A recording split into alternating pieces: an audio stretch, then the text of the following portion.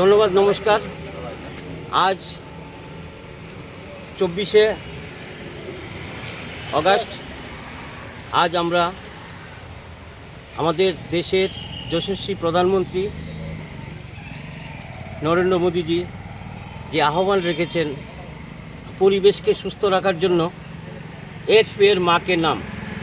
তো এক পেড় মাকে নাম, এই জিনিসটা এত সেন্সিটিভ একটি শব্দ উনি ইউজ করেছেন।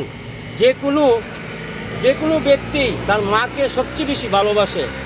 এই নামটা রাখাতে আমি খুব খুশি হয়েছি এবং আমি ব্যক্তিগতভাবে চিন্তা করেছি আমি আমার মায়ের নামে একটি গাছ লাগাবো।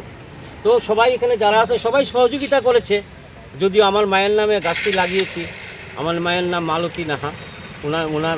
ওনার স্মৃতিতে একটি গাছ লাগালাম এবং প্রধানমন্ত্রীর যে উদ্দেশ্যটা, এই উদ্দেশ্যটা বিশেষ করে এই যে এখন যে